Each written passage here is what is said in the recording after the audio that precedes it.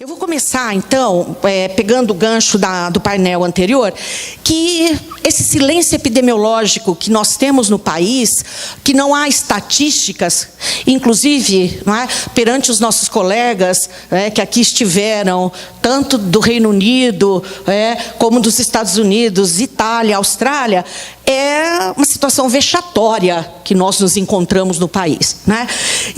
Mas nós temos algumas razões, nós temos de identificar as razões dessa invisibilidade, que além dos diagnósticos que não são feitos, e isso, como a Brea, nós temos de ressaltar, nós estamos com sérios problemas.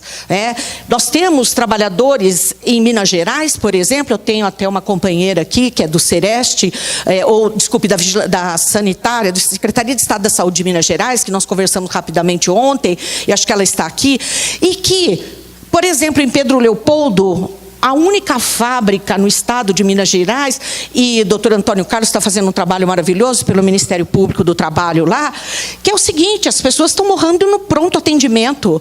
Nós temos 3 casos. Voltando, essa empresa é uma das que resistem à substituição do amianto, junto com a mineração. No Brasil, embora nós tenhamos tido a declaração do banimento do amianto, nós temos esses 2 grupos empresariais. A mineração em Goiás, que continua produzindo por força de uma liminar obtida junto ao Supremo Tribunal Federal pela ministra Rosa Weber, no dia 21 de dezembro, quando já à véspera do recesso da Corte. Outra empresa que também está funcionando e utilizando como essa liminar como pretexto, como garantia, a tal da segurança jurídica, é a Precon de Pedro Leopoldo. Nessa empresa, nós tivemos uma empresa que não é tão grande, mas ali perto do aeroporto de Contagem, de Belo Horizonte, na cidade de Pedro Leopoldo, na grande Belo Horizonte, nós tivemos 3 casos de mesotelioma que não foram registrados, que não foram sequer comunicados à Previdência Social. Esses trabalhadores, evidentemente, já não têm vínculo de emprego com a empresa, começaram a trabalhar há 30, 40 anos atrás, e quando se faz um diagnóstico, que no caso deles é totalmente nebuloso, mas se faz ainda o diagnóstico, o que acontece? O serviço de saúde da prefeitura de Pedro Leopoldo se recusa a fazer o registro. Não faz a CAT, não faz registro no SINAM, e ele permanece invisível para a sociedade brasileira. É muito grave essa situação. Outra situação absurda, também em Belo Horizonte, nós conseguimos, com o Hospital das Clínicas, que alguns desses empregados, ainda na ativa, que estão com alguma sintomatologia, pudessem ser acompanhados pelo serviço do Hospital das Clínicas. O que aconteceu? Eles passaram pelo médico e foi pedido a eles que fizessem uma tomografia. Só que, como eles não moram em Belo Horizonte, eles não poderiam fazer a tomografia no Hospital das Clínicas. Só que em Pedro Leopoldo não há tomógrafo. Em Contagem não puderam fazer, e eles não podem pagar R$800 para fazer uma tomografia particular. Vejam a situação absurda que a gente enfrenta. Ora, morre-se e não se tem nenhum registro daquela situação, morre em pronto atendimento, 2 desses trabalhadores morreram no pronto atendimento. Nós não conseguimos, pela burocracia do SUS, não conseguimos transferi-lo para um hospital de alta complexidade para que tivesse pelo menos uma morte digna. Então fica aqui, da nossa parte, um protesto muito grande, quanto ao descaso dos serviços de saúde de acolherem esses pacientes, de investigarem, porque dizem que tem dúvida. Naquela cidade só tem uma fábrica que trabalha com amianto.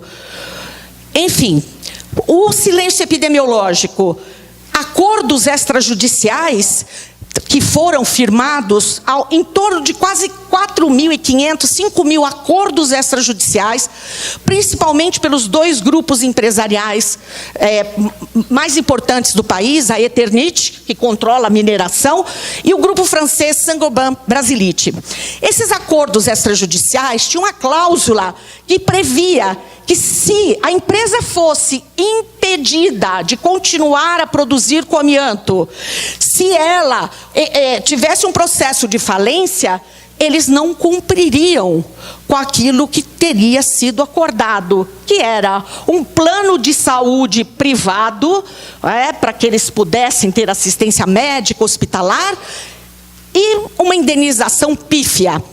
Muitos desses trabalhadores fizeram um acordo por conta do plano de saúde, acreditando que ali eles teriam um melhor atendimento, que também não acontece, porque nós sabemos que a maior parte dos planos privados de saúde, quando detectam alguma patologia de maior complexidade, eles mandam para o SUS. Certo? Eles não atendem, como nós estamos vendo, mesmo com aqueles que têm esse acordo ainda vigente. Esses acordos, o pior ainda, é que eles tornaram invisíveis a Previdência Social e aos órgãos da saúde, estes casos ficaram invisíveis. O que aconteceu? Nós fizemos uma denúncia sobre a Eternit, que teria feito vários desses acordos e que ela simplesmente omitiu os dados para a Previdência, através da CAT, e para a saúde, para o registro no SINAM. E a empresa, o Ministério Público do Trabalho, acolheu a nossa denúncia, processou a empresa, ela foi punida e multada, e essa multa, finalmente, ela foi resgatada e ela foi enviada, então, ao Instituto do Coração, sob responsabilidade do Dr. Ubiratã, que coordena um ambulatório de doenças profissionais, ocupacionais, pulmonares, e que atende as vítimas do amianto aqui em São Paulo com toda a dignidade. Então, esse acordo extrajudicial, além de alimentar a invisibilidade social, é uma lei da mordaça. Os trabalhadores que celebraram o acordo se calaram, têm medo de falar e de perder o plano de saúde, ou ter até de indenizar a empresa, pelos 5, 10 ou 15 mil reais que receberam à época.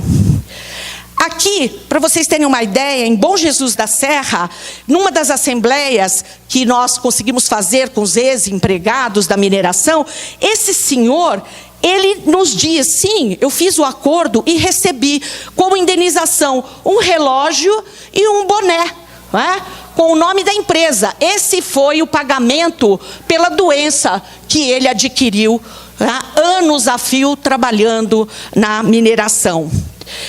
Bom, eu estou usando, e eu quero aqui, Simone, dizer que esse trabalho que nós fizemos de vigilância nos locais de trabalho, eu tive como grande parceira a Simone, da Secretaria de Estado da Saúde de São Paulo, através da Vigilância Sanitária, e muitos dos slides que talvez eu consiga apresentar, nós fizemos em conjunto. Então, talvez os nossos slides se repitam.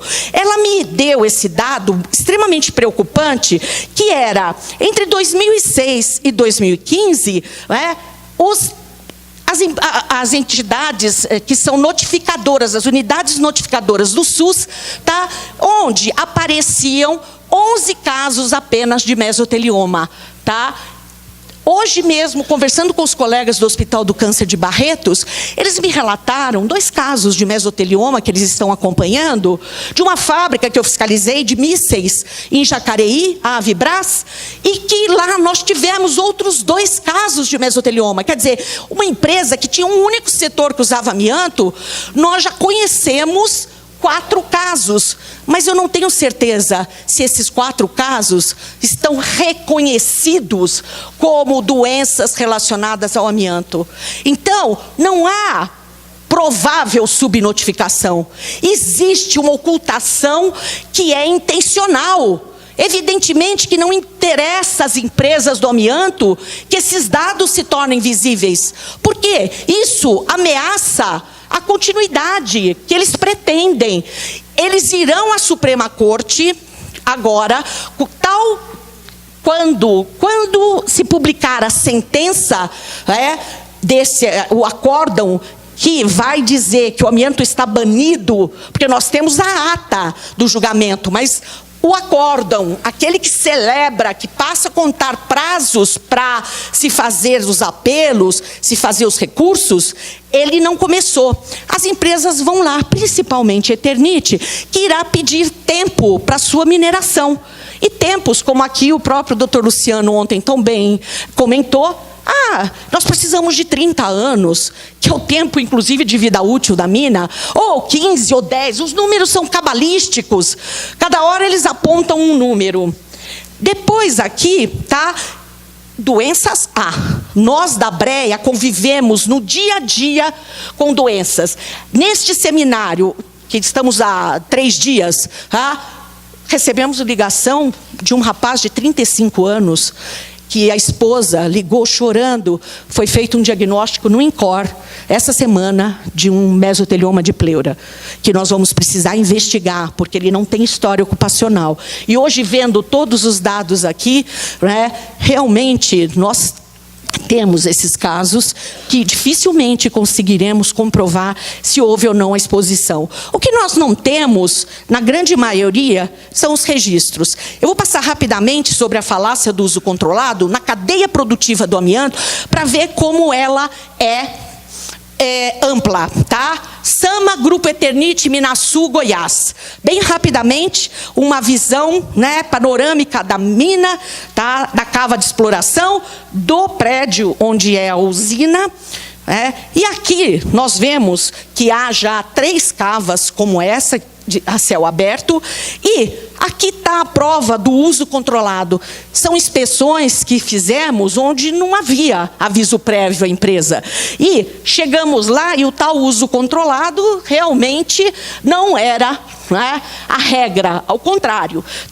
E rapidamente vocês vão ver poeira para todo lado, isso que é a nossa vitrine, a empresa que se apresenta como modelo do uso controlado. Como? Bem controlado, isso. Então, vejam a situação. O setor de fibrocimento, que até recentemente consumia 99,4% do amianto produzido no Brasil, esse setor tem essas empresas. O que acontece? Dessas empresas, a maior parte já fez acordos com o Ministério Público do Trabalho para deixar de usar. No caso, as empresas Infibra e Permatex, essas já deixaram de usar, Confibra, Isralite, Imbralite de Criciúma, a Precon do Rio de Janeiro não existe mais, a de Minas Gerais é essa que resiste, a Multilite, que está sendo discutida com o Ministério Público do Paraná, e a Casalite. O que acontece com esse setor do fibrocimento? Eles desenvolveram aqui no Brasil a fibra de polipropileno. Nós iremos, em muito pouco tempo, é uma questão de tempo, a fibra que vai ser utilizada é o polipropileno e a celulose, diferentemente do que anunciaram no passado, que era o PVA, que deveria ser importado da China e do Japão, e que isso inviabilizaria a substituição. O Brasil hoje já tem autonomia na produção do polipropileno para o fibrocimento. Esse setor é um setor que tem uma produção, uma tecnologia, high-tech, e que as empresas são muito parecidas. Um dos setores que foi mencionado ontem no nosso painel com o Ministério Público é o setor, vejam, isso para todo lado a gente vê isso, poeira, as máscaras que são utilizadas coletivamente, ao invés de ser individual, que não tem uma manutenção adequada, que não tem treinamento, o filler, que ontem, eu creio que foi doutor Marcelo, que comentou, algum dos procuradores que leu para nós o relato que ele colheu dos trabalhadores, me desculpe se eu estiver fazendo confusão por causa da pressa, e que ele disse que os trabalhadores apontavam o filler como sendo, esse moinho de cacos, como sendo problemático. Isso aqui é a fábrica do Rio de Janeiro, vejam o sistema de exaustão. Com tanto de teias de aranha, a gente percebe que o sistema não funciona há muito tempo, né? E que tinha poeira para todo lado. Isso numa empresa que se diz modelo, certo? Outro setor problemático, e nós tivemos no passado, ainda bem não temos mais produzidos no Brasil, mas que temos muitas autopeças chegando da China, tá? Principalmente pastilhas de freios, essas empresas que vendem no mercado paralelo autopeças. O mecânico, em geral, oferece isso para a gente. Olha, se eu comprar na genuína, peça genuína General Motors, tá? Você vai pagar 3 vezes mais. Eu tenho um amigo que tem o paralelo. O paralelo, em geral, vem da China ou da Ásia, que seja, e que tem amianto. Bom, nós tivemos muitas empresas, tá? E eu chamo a atenção que nós possamos fazer a vigilância dessas empresas que fecharam, Álcool em Avaré, a Kubota, a Freio Bus, Freio Brás de Mogi das Cruzes, tá? A Juride de Sorocaba, tá? Termoide de Salto. Então são várias empresas de autopeças, tá? Algumas foram transferidas para o Rio Grande do Sul, para Caxias, companheiros gaúchos, lá para Frasley, né? E que precisam realmente passar pela vigilância desses ambientes. Ou, se a fábrica está fechada, a vigilância dos expostos. Aqui, fábricas já foram mostradas no slide da professora Vilma. Isso aqui em Taboão da Serra, empresa de juntas, de cabeçotes de motor, papelão hidráulico. As condições de trabalho eram péssimas, a empresa foi interditada junto com o Sindicato dos Metalúrgicos de Osasco. Tá? Então, essa atuação, por melhor que a gente pudesse fazer, ou tentou fazer, ainda não é suficiente. Faço um apelo aos companheiros da saúde aqui presentes, dos Serestes. Nos ajudem, mostrem, vamos mostrar essa situação, vamos atuar, tanto do ponto de vista ambiental, porque tem muito resíduo ainda, e do ponto de vista de saúde. Eu vou encerrar.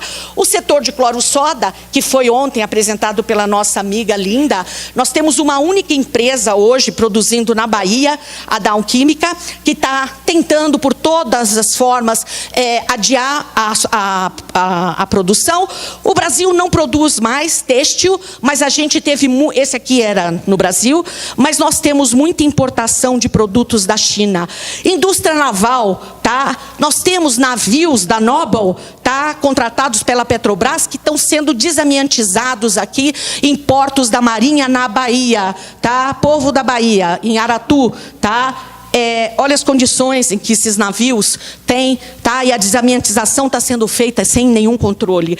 Passivos socioambientais do amianto, eu encerro, tá? Nós temos Poções na Bahia, a fazenda cujas fotos vocês podem ver aí fora, tá? Audiência que fizemos com os trabalhadores, com as viúvas, o cânion formado na antiga cava de exploração do amianto, que a minha companheira Eli vai falar melhor do que eu sobre isso, tá? Aqui, todo o rejeito jogado na fazenda, né, de qualquer forma, de maneira, e que o Ministério Público Federal, na figura do Dr. Roberto, está atuando nesse caso. A mina de antofilita de Jaramataia, que se transformou, tá, num spa, é hoje um local que se considera de energia sutil, onde as pessoas se concentram para receber uma carga energética, onde havia a mina de antofilita, tá? Anfibólio, vejam os veios, tá? Eles exploram a água, é água mineral do campestre, a Vila Saúde, que é um spa, onde há tratamento para rejuvenescimento, há tratamento para doenças crônicas, inclusive impotência sexual à base de antofilita. Esses são os cosméticos, e a Virgínia, minha companheira do Rio Grande do Sul, sabe que isso estava sendo vendido, inclusive num Fórum Social Mundial, ela mesma adquiriu para me mostrar, tá? Os cosméticos que a gente aprendeu, todos, não é? As análises foram feitas nos Estados Unidos, porque lá eles não nos cobram. Aqui no Brasil eu pago uma fortuna para fazer uma análise, tá? Aqui creme, sal, todos os produtos contendo as agulhas dos anfibólios, o mineralizador, tá? Uma vergonha. Tudo isso a gente denunciou para a Anvisa, para o Ministério Público do Estado de Alagoas, tá? Era um amianto Jaramataia. Aqui, outra mina, que também tem um trabalho em pôster aqui das companheiras de São João, né, com o doutor Eduardo de Capitani. Itapira, que funcionou até 1995, foi a mineração cujo minério tinha maior concentração de fibras de amianto. 20% da pedra eram fibras. Era vendido o amianto na estrada, tá, a granel, para encanadores fazerem o revestimento de canalizações. Tá? Aqui é o antigo moinho onde se processava o minério. Vejam que beleza, casas no entorno, tá? E moradores que tinham exposição, não é?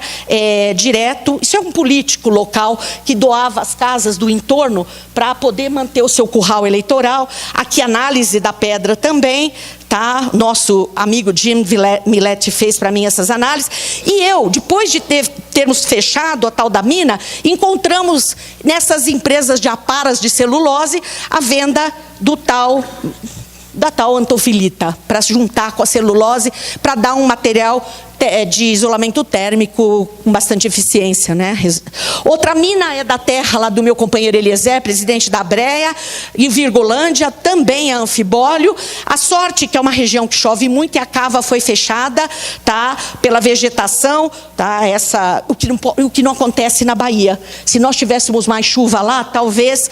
Aqui nós tivemos um processo de desamiantização de amosita no Cinema Leblon, no Rio de Janeiro, uma intervenção muito importante, multidisciplinar, transversal, tá? E isso acontecendo, quer dizer, e podem imaginar, foi um trauma, tá? Deu uma grande repercussão na mídia, tá? E eu vou encerrando. Então, dizer o seguinte: o então chamado uso controlado do amianto é, na verdade, uma ficção, ou melhor dizendo, uma mistificação. Eu agradeço a oportunidade, a gente tem